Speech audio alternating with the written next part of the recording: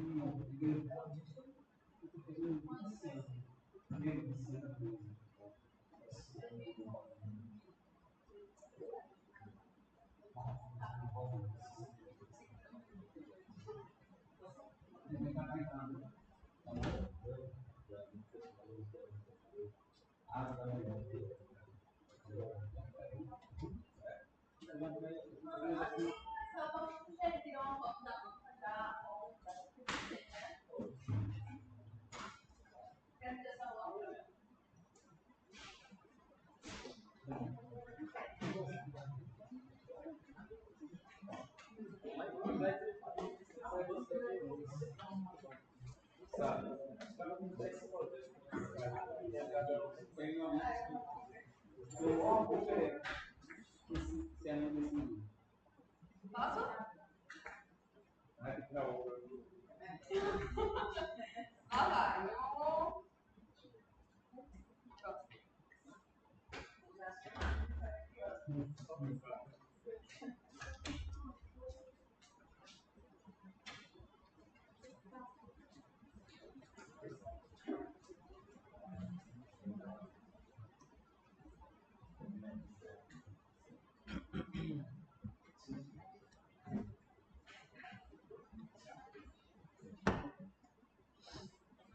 Pessoal, boa tarde. Estamos aqui agora para acompanhar a defesa de Santa Segunda e Flávio Alves de Freitas, a banca composta por mim, Fernando Minério, orientador Nicolas Itamar, pelo professor Emílio Itamar Pascal, da Rural, pelo professor Marco Antônio de Oliveira Domingos, do IFPE, meio externo. Também tem a professora Juliana Teixeira dos Santos, orientadora que vem do momento também, do Departamento de Ministério da Cultura, e o professor Rubio Nogueira Nova, banca, orientador e orientador de tática. Lá você tem 10 minutos para a sua apresentação. Perfeito. Obrigado. Bom, boa tarde, pessoal. Me chamo Pablo Alves. Hoje eu vou estar apresentando minha defesa de mestrado para conduzir um trabalho intitulado A Solução e Ordem de Baixo Custo para o monitoramento da qualidade da água na agricultura 4.0. Esse é um pré-requisito para a obtenção do título de mestre do programa de pós-graduação em informática aplicada da Universidade Federal da Paraíba. O trabalho é orientado pelos professores doutores Fernando Antônio Lins, Albionor de Oliveira Nóbrega e Juliana Ferreira dos Santos.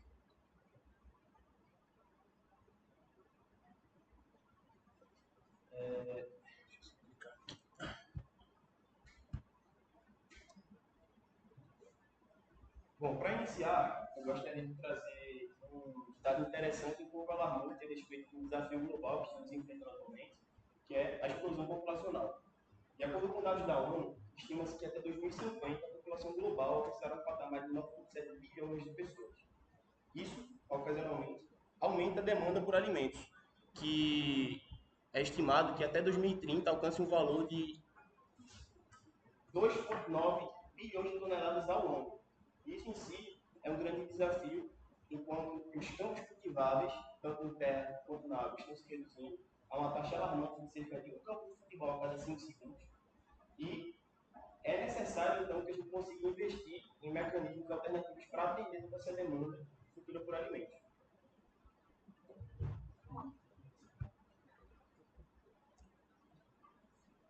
Então, de acordo com dados da FAO, a suborganização da ONU, que trata sobre alimentação e dados relacionados à saúde do mundo, ela traz que a expectativa de consumo global de pescado em 2009 foi de 49%, cerca de 50%.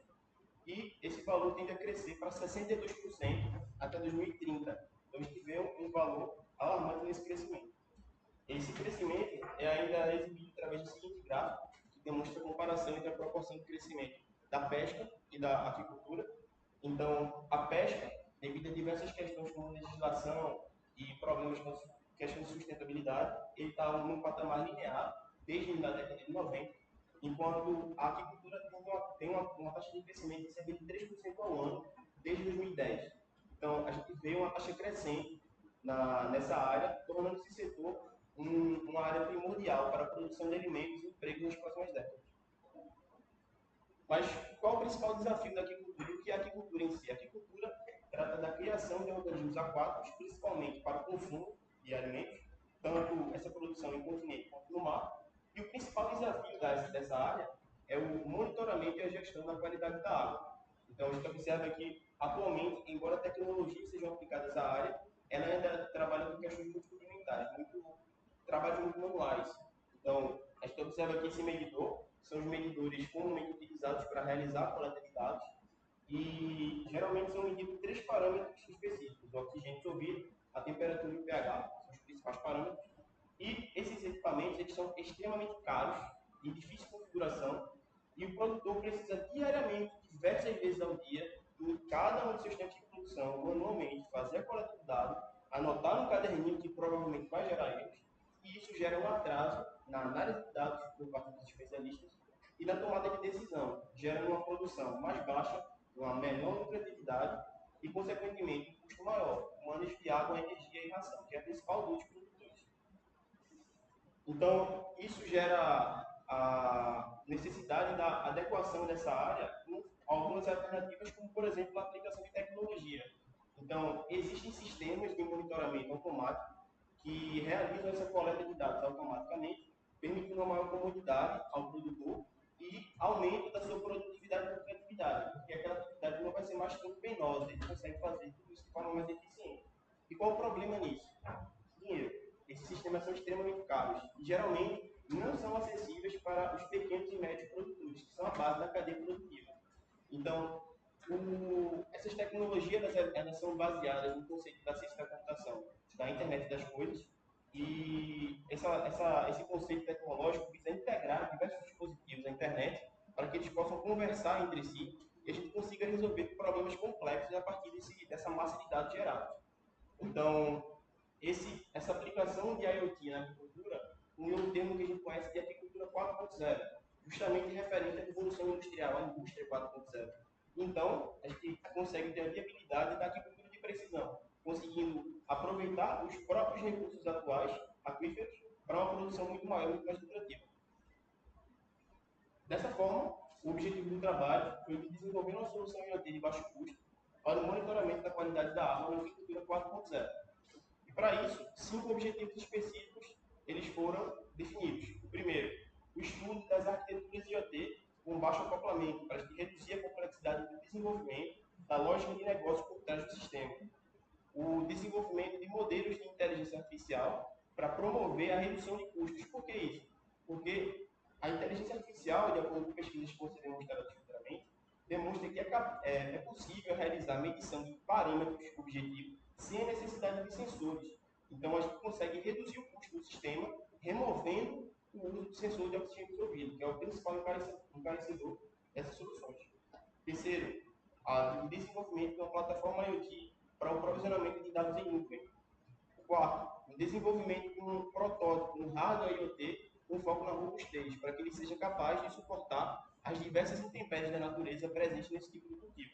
E, por fim, o desenvolvimento de mecanismos para permitir alertas em tempo real, para que o produtor tenha mais comodidade e consiga, em primeira mão, ter acesso a dados e determinados problemas que surjam aleatoriamente na sua fazenda e consiga ter uma tomada de decisão mais assertiva a partir daí. Então, pensando nisso, fizemos uma revisão da literatura com base em 3 tópicos principais. O primeiro deles, a arquitetura IoT voltada para a agricultura. O segundo, a robustez dos protótipos e o hardware IoT. E o terceiro, a aplicação de inteligência artificial e aprendizagem de máquina na agricultura 4.0. Com relação a esse primeiro tópico, a gente observa que as arquiteturas IoT amplamente utilizadas, elas são baseadas em 3 camadas. E o foco dessa arquitetura principal, envio dos dados da fazenda, até os aplicativos, por exemplo, celulares, computadores dos produtores. Mais nada, só essa transferência de dados.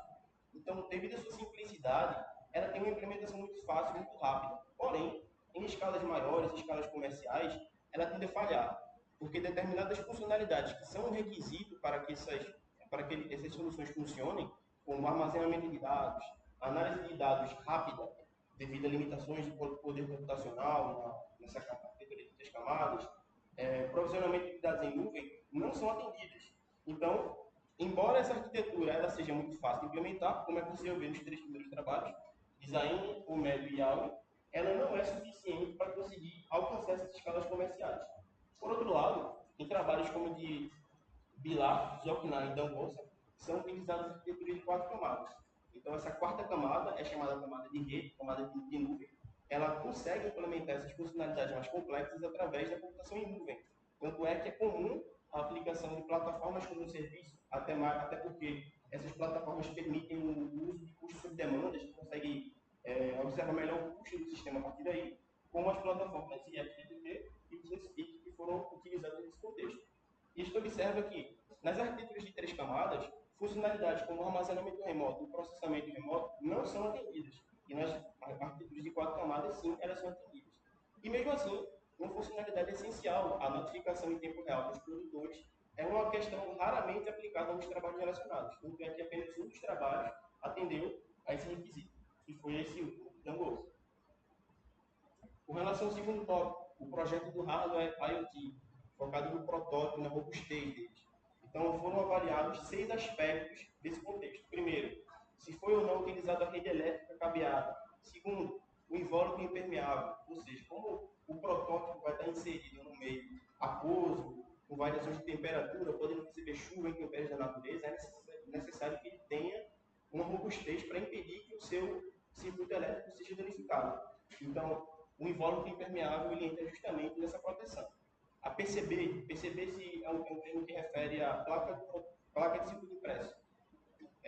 E ela serve para você conseguir soldar chips do circuito elétrico, permitir que a placa final, o circuito elétrico final, ele seja muito mais robusto, impedindo problemas como mau contato e falhas elétricas. A instalação independente de infraestrutura, o que é isso? Muitos protótipos são focados em colocar ele sobre alguma superfície, colocar geralmente na borda dos viveiros. Isso é um problema, porque muitos produtores precisam usar esses equipamentos em diversos viveiros. Então, ele vai ter que fazer uma adequação tanto na infraestrutura física do viveiro, criar alvenarias, alterar a rede elétrica da propriedade para conseguir atender a instalação de certos protótipos. O próximo, a utilização de energia solar como mecanismo alternativo de alimentação.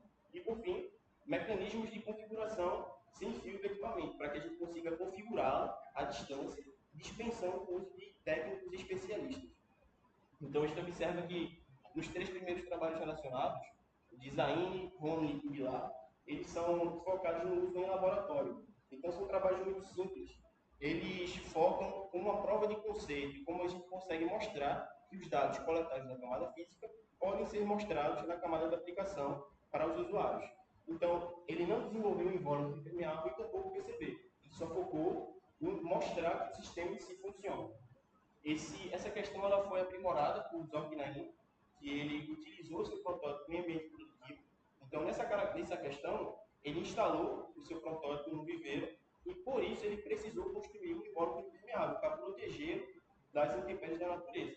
Porém, o circuito elétrico em si foi todo montado em placa de prototipação, não PCB, o que é um ponto negativo, porque ele pode ter cabos se soltando, problemas de mau contato e pode afetar a confiabilidade do sistema em si. Já Dangosa, ele fez um aprimoramento nesse sistema, ele desenvolveu tanto o invólucro impermeável quanto a PCB, então tem uma cara muito mais comercial o protótipo desenvolvido por eles, porém, ele ainda foca em colocar o seu protótipo em superfícies, em pendurar na parede, então ele não tem uma usabilidade muito adequada para esse contexto, ele precisa da alteração da infraestrutura da fazenda. E por fim, o medo, esse trabalho ele foi focado no desenvolvimento de protótipos para a observação de locais adequados para a criação de ostra. Então, ele foi focado em ambientes marinhos, ambientes marítimos. Então, ele construiu todo um protótipo para ficar boiando na superfície da água Então, isso dispensa em si a utilização de suportes físicos na borda dos viveiros, e você consegue instalar o equipamento somente com cabos de fixação, permitindo a melhor usabilidade do equipamento. Porém, ele não desenvolveu o protótipo em si, ele não fez a prova de conceito física e demonstrou no ambiente produtivo, ficou tudo no papel. E por fim, uma funcionalidade que não foi atendida por nenhum dos trabalhos relacionados são os mecanismos de configuração sensível, que permitem a configuração do equipamento à distância. Isso não é atendido em nenhum dos trabalhos relacionados, porque a maioria deles, embora sejam utilizados em ambientes produtivos, são focados em próprio conceito, apenas trabalhos científicos mostrar que aquele conceito funciona.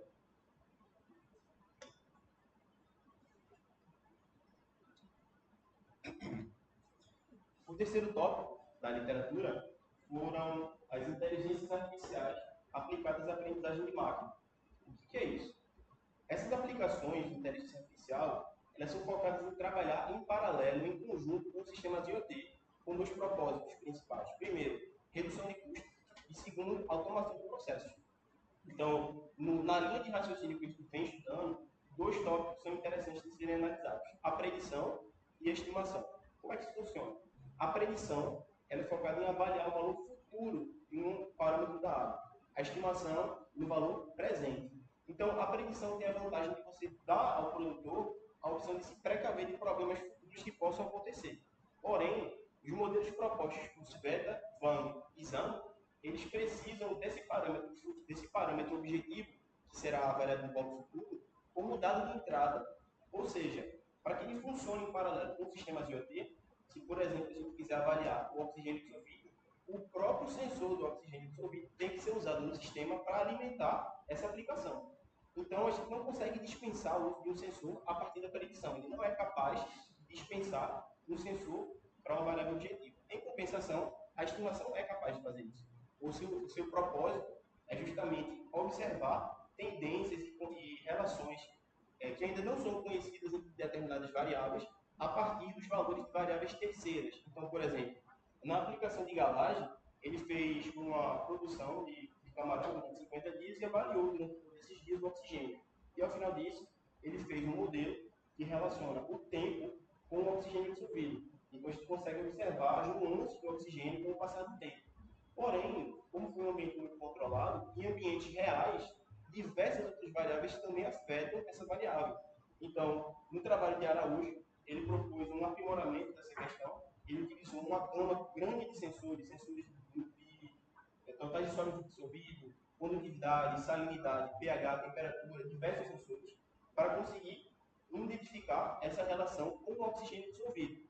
Então, foi um ponto positivo, porque ele conseguiu ter um resultado muito mais aprimorado. Por outro lado, é um trabalho muito custoso, porque se você for aplicar essa lógica no ambiente produtivo de sistema IoT, o maior número de sensores implica no maior custo de implementação e de manutenção de cada um dos equipamentos, tornando ele muitas vezes mais caro do que a gente espera, elevando esse custo do sistema em si.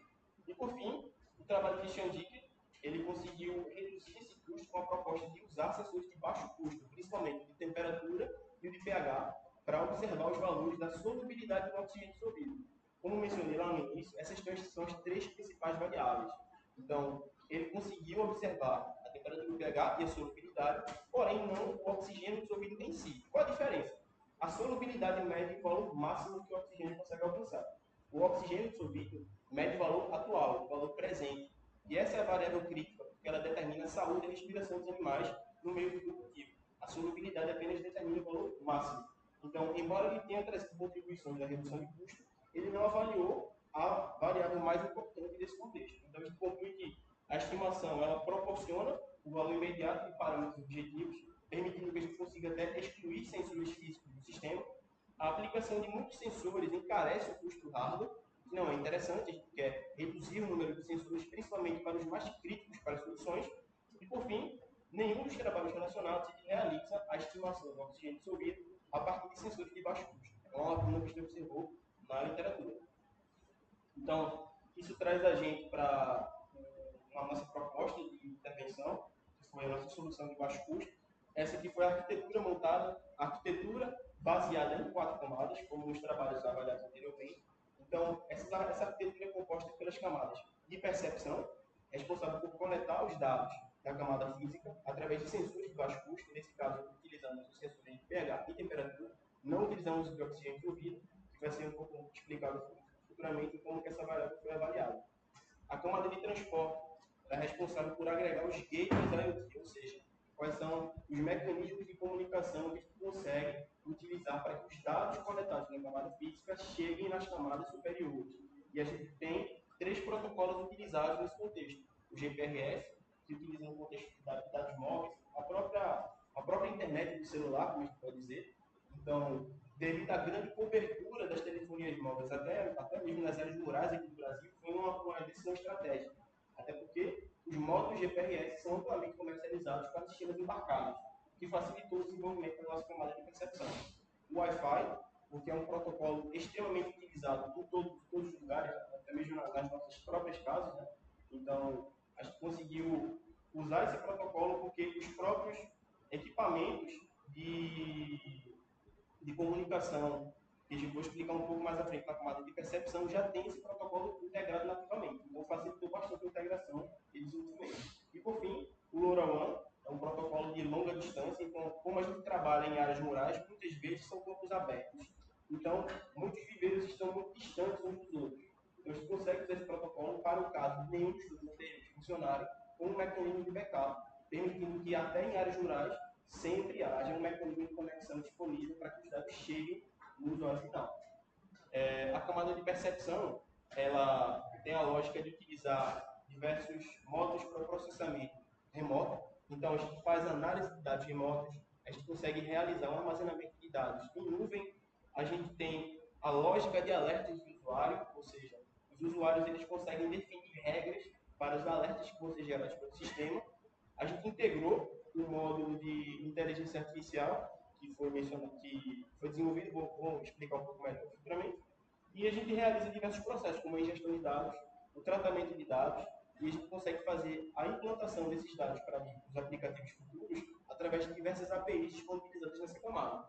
E, por fim, a camada de aplicação, em que ela integra diversas aplicações, tanto mobile, celular, web, computador, quanto aplicações machine to machine, para permitir que a gente consiga integrar a nossa solução com outras soluções, como, por exemplo, o controle de equipamentos da fazenda, aeradores, alimentadores, análise de biometria e por aí vai. Então, o projeto do hardware, do equipamento físico do protótipo, ele foi baseado em 2 modelos, né? A gente fez um modelo do dispositivo físico em si, que realiza a coleta dos dados. Ele é baseado em 6 módulos. O microcontrolador, que é um computador de bordo, ele gerencia o comportamento entre os demais módulos do sistema, os sensores que realizam a coleta de dados, os transmissores em fio, que representam cada um dos protocolos de comunicação em rádio utilizados para enviar esses dados na internet, o LED, que emite sinais luminosos estáveis para o produtor sobre o que está acontecendo com o seu equipamento, e um RTC, que é um relógio que ele mede em tempo real, e uma memória externa. Esses 2 módulos eles trabalham em conjunto como um data log, para permitir que, caso aconteçam problemas de conectividade, todo o dado coletado pelo sistema seja armazenado. E em algum momento, quando a conectividade for restabelecida, ele vai conseguir chegar ao servidor, permitindo que todo o conjunto de dados ele esteja presente uma hora ou outra. E, por fim, a alimentação alternativa que a gente utilizou foi a alimentação com energia solar. Então, foram utilizados 4 módulos. O painel solar, o gerenciador de carga. O painel solar ele recebe a emissão de radiação solar e gera energia elétrica. As baterias de lítio, elas armazenam essa carga através da sua carga pelo gerenciador. E o gerenciador transfere essa energia para o sistema através das interfaces de alimentação, permitindo uma tensão elétrica estável para que o sistema do dispositivo IoT seja alimentado corretamente. Esse protótipo ele sofreu diversas evoluções durante esses 2 anos e meio de pesquisa. Então, ele se inicializou naquele modelo da caixinha vermelha, ele evoluiu para uma adequação estrutural para que ele pudesse ser colocado nos viveiros da superfície da água, e a gente fez a adequação da energia solar para que ele conseguisse se tornar autônomo, que funcionasse de forma ininterrupta. E hoje, a gente tem aqui a nossa versão final do protótipo, que está inclusive demonstrada aqui do lado da gente, e ela foi aplicada em diversos ambientes produtivos reais, inclusive aqui nos viveiros da base de pesca e do departamento de pesca. Então, após o desenvolvimento do hardware, tem um desenvolvimento lógico, um protótipo, chamado firmware. É basicamente o código que está rodando por trás do microcontrolador, que vai gerenciar todos os equipamentos mencionados anteriormente. Então, ele é dividido em 4 etapas. Primeiro, o modo de inicialização, em que ele inicializa todos os módulos para que eles se acionem e consigam operar a memória, o RDC, os sensores, os transmissores.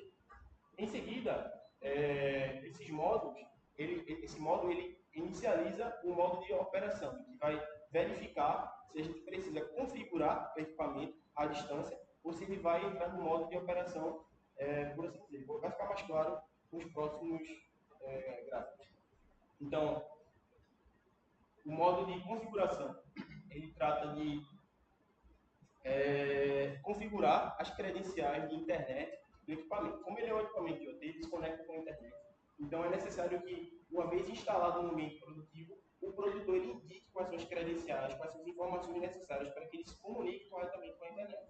Então, tem um botão aqui no protótipo, em que a gente aperta 3 vezes, e ele aciona um LED azul. Esse LED azul permite que entre no modo de configuração, habilitando essa interface e a gente consiga configurar o equipamento para que ele consiga se comunicar com a internet. Tudo isso à distância, não precisa de técnico. A gente consegue fazer isso com os próprios aparelhos celulares, não precisa de custo adicional ou os equipamentos para fazer essa configuração.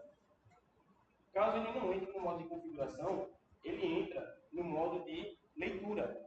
Então, nesse modo de leitura, ele realiza a coleta de dados e ele trabalha em 2 linhas. A primeira, no melhor dos mundos, caso não aconteça problema algum de comunicação, ele vai coletar o dado, processá-lo e mandar para a internet através de algum mecanismo de comunicação.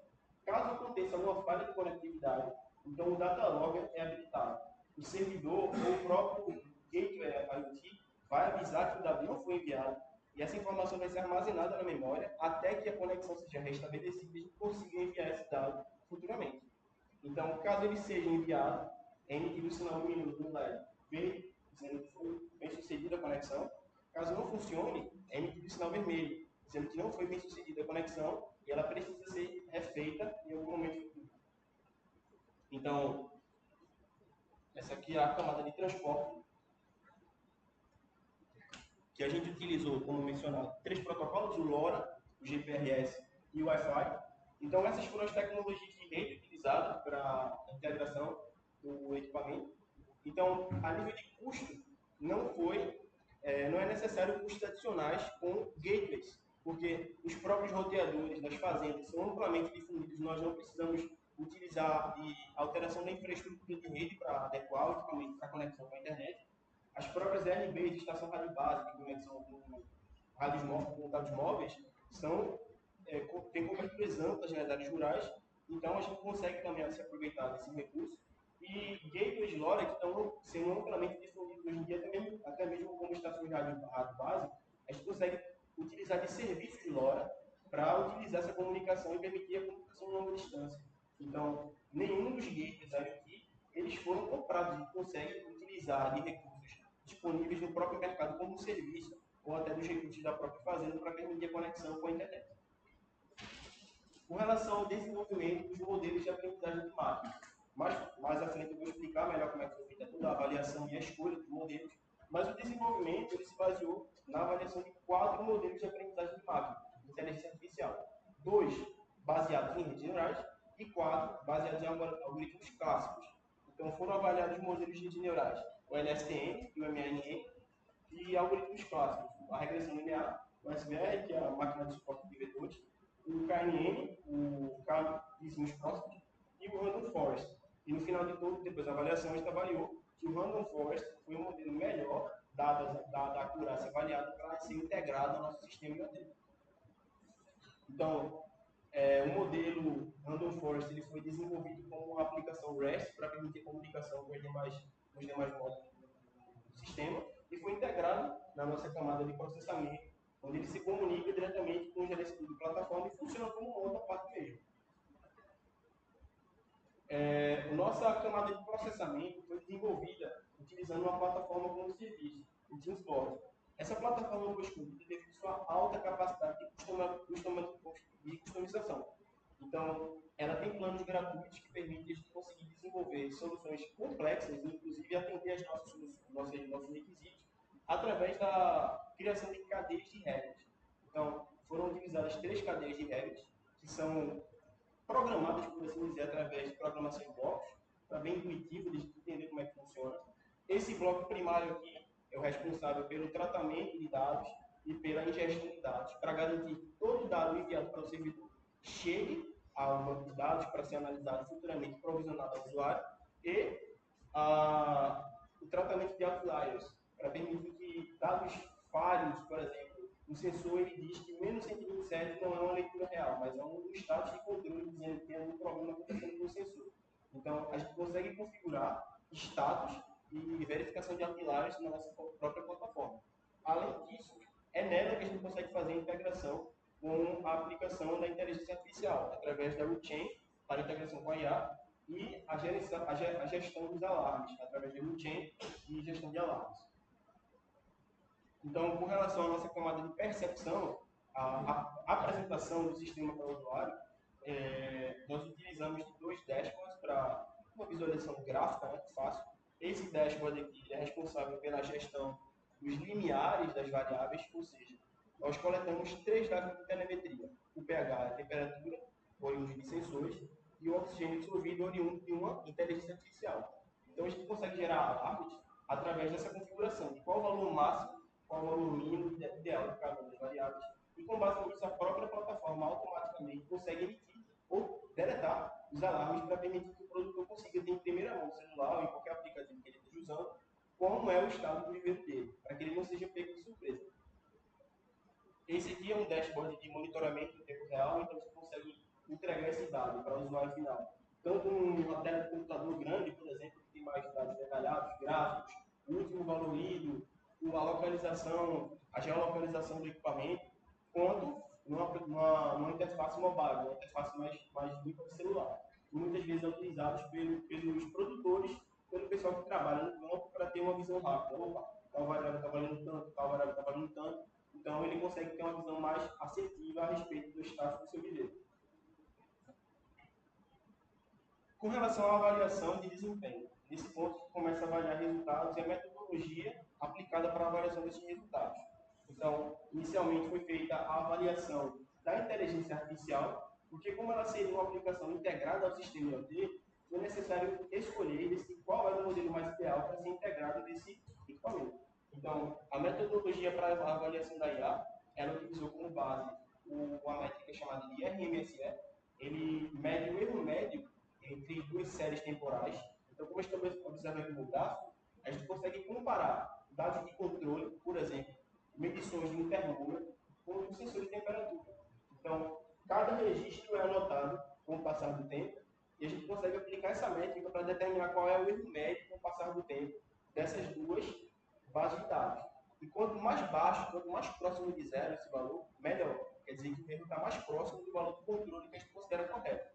E essa métrica foi utilizada porque, primeiro, ela é amplamente utilizada em modelos de aprendizagem de máquina de regressão, que foi justamente a categoria de modelos que nós utilizamos. Segundo, foi aplicada em 4 dos trabalhos relacionados.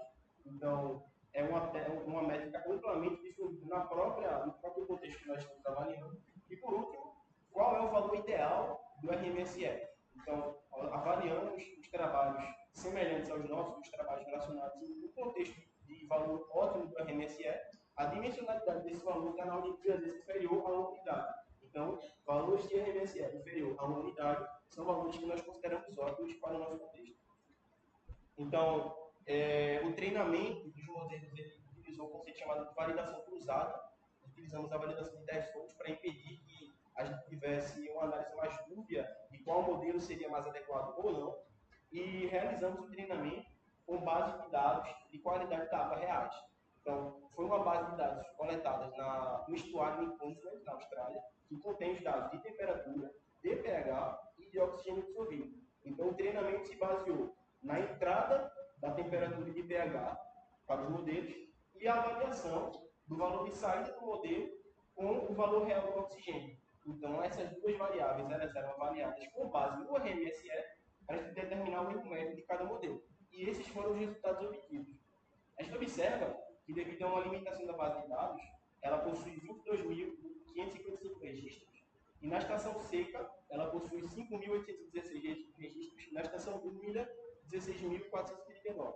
Devido a essa disparidade, a gente observa um resultado melhor na estação úmida, porque a gente tem mais dados para conseguir avaliar as nuances das variáveis objetivo, e uma piora na estação seca, e, consequentemente, o valor da média, considerando os dados do ano todo. Então, a gente considerou a média desses valores, as pontuações médias. A gente observa que o maior deles foi de 1,41, o menor deles foi de 0,88, justamente referente ao Random Forest, modelo de melhor desempenho. E para a gente ter uma análise mais acurada, uma análise estatística mais acurada de qual era o melhor e qual não era, nós fizemos um ranqueamento com base no teste Post-Hoc de Nemeth, em que ele é capaz de avaliar diferenças nesses valores numéricos muito próximos. E com base numa diferença crítica, ou seja, como que eu vou diferenciar um modelo com casas decimais muito próximas do outro? Ele consegue diferenciar cada um desses modelos e criar um ranking de qual é o melhor e qual não é. Então, a gente observa aqui no gráfico de Nemeth que os dois modelos mais bem-sucedidos foram o Random Forest e o KNN, e devido a esse tracinho daqui de cima, a percentual de diferença dos dois é considerada equivalente. Portanto, eles têm resultados estatísticos equivalentes. Ainda assim, como o Random Forest possuiu pontuação mais elevada que o KNN, ele foi selecionado para aplicação na produção real. E só para comparação, a gente observa aqui um gráfico analisando o resultado da base de dados, os valores reais da base de dados, com os valores da estimação do RF, do Random Forest. E a gente consegue observar que a gente tem um valor bem baixo aqui no início do dia, devido ao início do processo de fotossíntese das plantas na água. Ele vai subindo, na tarde tem um pico, depois ele começa a decair novamente. E o modelo, em amarelo, ele consegue prever com precisão esses valores. Ele consegue identificar a relação do oxigênio dissolvido utilizando apenas a temperatura e o pH. Com relação à avaliação do sistema IoT, utilizamos uma métrica semelhante ao RMSE, porém, algumas variações foram feitas nelas. A métrica utilizada foi o CV-RMSE. Qual é a diferença? Essa métrica, ela calcula o volume de saída como percentual. Então, ele facilita a avaliação com base no artigo de Colasso. No artigo deles, eles avaliam o CV-RMSE abaixo de 20% indica uma pontuação ótima, uma pontuação com alta acurácia. Então, essa estatística foi avaliada para determinar se os dados de telemetria coletados estavam de acordo com os medidores ou não. Então, aqui tem a nossa solução implantada nos viveiros de produção aqui da Universidade Federal do Pernambuco, tá aqui do lado, inclusive. Esse experimento ele foi executado durante um período de 4 meses, e durante esse período ele ficou ininterruptamente na água, coletando os dados, realizando todo esse processo que eu expliquei para vocês, e a cada mês nós retirávamos o equipamento para uma limpeza e análise de se tinha infiltração, se tinha perda de acurácia dos sensores, fazer toda uma limpeza como o manual dos professores sugere. E no primeiro mês foi feita uma coleta dia a dia, 2 vezes ao dia, dos parâmetros da água, da temperatura do pH e do oxigênio dissolvido, para futuramente a gente avaliar se os dados coletados pelo equipamento, pelo sistema, realmente estavam condizentes com a realidade. Esse é um detalhe. Depois desses 4 meses, o equipamento não sofreu infiltração alguma, ele permaneceu funcionando perfeitamente, conectividade, infelizmente devido a algumas falhas de conectividade da própria universidade. Ele caía a conexão, mas depois, como ele salvava os dados no datalogger, quando a conexão era restabelecida, os dados eram enviados novamente. Então, se baixar os dados no nosso servidor, todo o período de coleta vai estar armazenado lá dentro. Com relação à avaliação dos dados de telemetria, a gente avalia aqui que o CV-RMSE das 3 variáveis foi inferior a 20%, como de forma Colasso, quer dizer que é uma acurácia muito alta. A gente observa que a pontuação da temperatura foi de 2,94%, cerca de 3%, praticamente zero, ou seja, é um valor que a gente consegue considerar praticamente equivalente ao termômetro, que é uma variável de medida de controle. O pH, a gente observa aqui no gráfico uma certa disparidade entre os dois. Isso é devido a uma falha na calibração, um chamado offset. Ele teve um pouco distante do valor real, que é o valor azul, o valor do pH, porém, a gente observa que ele segue as mesmas curvas de tendência. Então, devido a essa característica, ele teve uma piora no pH, porém, a pontuação dele ainda esteve abaixo de 20%, também indicando uma acurácia muito alta. E, por fim, tem um sensor para coletá-lo, a gente conseguiu obter uma pontuação abaixo de 20% também, demonstrando que é possível sim realizar a estimação do oxigênio utilizando sensores de baixo custo. E também foi feita uma comparação de soluções semelhantes ao mercado. Lá atrás eu tinha mostrado que o principal impasse dos pequenos e médios produtores em comprar essas soluções é o seu alto custo, principalmente em países em desenvolvimento. Então a gente observa aqui que a nossa solução, nós fizemos uma extrapolação do valor, considerando custo de hardware, importação, inflação, valor encarecido, e chegamos à conclusão que nossa solução gira em torno de $500. E soluções semelhantes a essa, como por exemplo a proposta pela Atlas Scientific dos Estados Unidos, uma solução americana, custa $900. Uma solução da Grécia, da Europa, a Aquanetics, custa em torno de $2.250. E uma solução brasileira, curioso, tem uma solução brasileira que custa $2.750. Então, a gente observa que a nossa proposta ela traz um ganho de pelo menos 44% em relação às soluções do mercado. E aqui eu fiz uma comparação só para deixar um pouco mais alarmante, e como o caso seria comprar uma solução dessa do exterior. Então, a solução da Grécia de $2.250 após a aplicação de câmbio, taxa de importação, e não coloquei o frete, senão não tem frete, porque o frete depende muito. A solução ela passou para R$18.900, praticamente multiplicado por 11. Então, é praticamente inviável. E como conclusões, temos que os 5 objetivos específicos definidos no trabalho foram alcançados. Foi possível criar arquitetura de baixo acoplamento. Foi possível desenvolver a inteligência artificial para a predição do oxigênio fluido e demonstrar que funciona. Foi possível desenvolver a plataforma IoT para o armazenamento de dados em nuvem. Foi criada uma solução, um protótipo com base na robustez para que ele suportasse as intempéries do viveiro. E as notificações em tempo real também foram atendidas. E a gente tem algumas outras conclusões, por exemplo, a solução ela foi avaliada em ambiente produtivo real, que é algo inovador. Isso é uma coisa que não acontece comumente em trabalhos nacionais. Nós conseguimos realizar esse feito. Segundo, o modelo Random Forest ele apresentou uma pontuação de RMSE abaixo de 1. Então, ele demonstrou uma alta acurácia com base no contexto avaliado. A acurácia de todos os dados de telemetria esteve abaixo de 20%. Então, a gente também tem uma alta acurácia de todos os dados coletados pelo sistema. E, por fim, a gente observa um ganho de pelo menos 44% em relação às soluções concorrentes do mercado. Devido ao fomento de diversos órgãos públicos, aqui mesmo no estado de Pernambuco, a FACEP, a gente foi aprovado em alguns editais que permitiram a compra dos insumos necessários para desenvolver equipamento e toda a solução em nuvem. E a proposta desses editais foi justamente fazer entrega de tecnologia para produtores daqui do estado. Então, a gente tem aqui o seu Gilmar, o proprietário da Aquavara em São José do Egito, a quase 400 quilômetros daqui, que nós fizemos a entrega aqui com o meu amigo Vitor, que está ali atrás. Aqui na direita, a gente tem o seu Neném, o apelido dele, né, o chama de seu Neném, que ele também recebeu o nosso equipamento e ele é proprietário de uma produção familiar lá em Serrinha, Serra Talhada. Então é um lugar muito remoto, que é muito complicado de chegar, demora horas para chegar lá, e mesmo no ambiente tão remoto, a gente consegue ver o equipamento dele funcionando e mandando dados para a internet, permitindo que ele consiga coletar e monitorar o seu sistema em tempo real. Com relação a entregas de trabalhos científicos, dois trabalhos foram desenvolvidos nessa pesquisa. O primeiro, intitulado Energy Based Solution for Water Quality Monitoring in Aquaculture Systems, em Aquaculture for Brasil.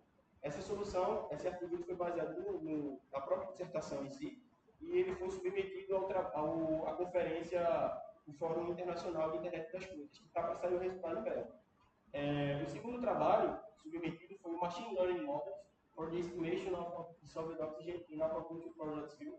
Também foi submetido à revista do Science Direct da Elsevier, o Aquaculture Engineer. E o detalhe é que ambas elas têm pontuação A2, é a segunda pontuação melhor nível acadêmico do Brasil. Então, são revistas bem promissoras que a gente fez a submissão. Além disso, como um feito quase que inédito, bem incomum ser realizado isso em trabalho de mestrado, fizemos a submissão de propriedade intelectual. Então, foram gerados 2 artefatos a partir disso. O primeiro, um registro de software, em que o software gerado pela inteligência artificial foi registrado no INPI, e a patente do equipamento físico da solução também foi submetida. Essas aqui são as duas comprovações da submissão. E, por fim, como trabalhos futuros, a gente observa que é interessante realizar um aprimoramento da calibração do pH, também a utilização de novos sensores para avaliar quais são os mais adequados para esse fim, a construção de uma base de dados própria de qualidade da água, para permitir que não tenham aquelas nuances diferentes de dados entre a estação seca e a estação úmida, para que a gente consiga ter uma melhora no desenvolvimento da própria inteligência artificial e promover outras pesquisas envolvendo a qualidade da água.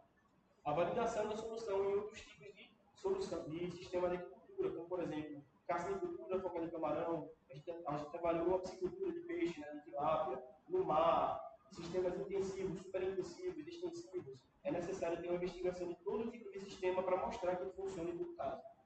O aprimoramento da arquitetura por meio do IoT Security. Hoje em dia, devido a diversos problemas com ataques cibernéticos, roubos de dados, um tópico que está tendo muito em alta, principalmente na internet das coisas, é a sua segurança. Porque devido a limitações de energia, de processamento, muitas vezes os equipamentos não são focados na segurança. Então é necessária a investigação de como aprimorar a segurança desse equipamento, principalmente para os comerciais. Que dados sensíveis são gerados e é um grande prejuízo para o produtor perder esses dados e perder toda a sua produção, por assim dizer. Por fim, a integração da solução com soluções terceiras, machine to machine. Por exemplo, que inclusive está sendo feito agora no trabalho do Vitor, em que a nossa solução ela foi integrada para o acionamento de aeradores automaticamente. Então, além disso, é possível fazer integração com outros sistemas, por exemplo, com alimentadores, com analisadores de biometria e etc., permitindo assim uma gama muito maior de aplicação da solução desenvolvida. Então foi isso. Esse foi a minha apresentação e muito obrigado.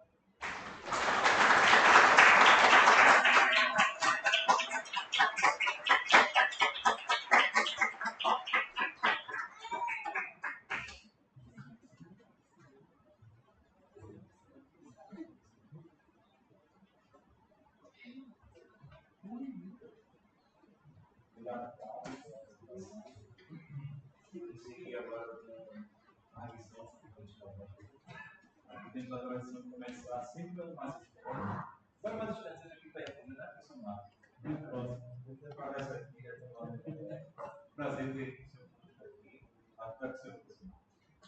Agradeço o convite, Fernando, professor Leandro, parabéns, cara. O trabalho está bem interessante. Tem muita possibilidade que a gente tem feito, né? Obviamente, eu acho que o convite a banda não pensa nas contribuições que a banda pode fazer no trabalho. Eu queria te parabenizar pela organização fácil, né? Você fala fácil, fala assim. O trabalho também é muito interessante, então te ajuda bastante ali, além da que você está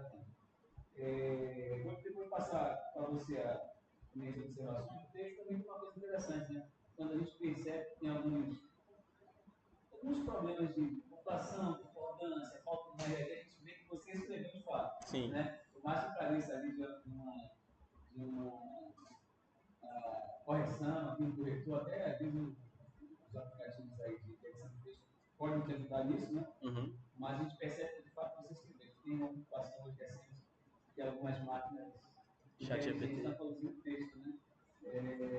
E aí às vezes é difícil de detectar esses textos. Mas em que tipo vocês estão usando aqui? De alguns textos, talvez pudesse ser interessante a utilização de uma IA, né? Isso pode auxiliar na conexão de alguns tópicos. No teu resumo, às vezes tem, quando você trouxe ideias, né, para fazer resumo, ficaram sem conexão, uma frase com a outra, fica meio que saltando. Aí eu vou deixar para você que tem algumas coisas relacionadas ao texto que precisa de um carinho maior, né? Já vai ficar para o repositório de dissertação de vocês. Aí, com relação aos teus, começando aqui, né? Aos teus trabalhos relacionados, tem algumas afirmações que você faz, e certamente eu darei dois comentários com você. Eu queria pedir desculpa da sua milhares sempre vem, né? Participar aí, parece uma pessoa chata, ficando criticando o trabalho, mas é só uma questão só para expressão, uma questão da forma que essa unidade é, tá? Não fiquem com raiva de mim, não, porque de forma alguma, se eu parecesse um pouco agressivo, não é a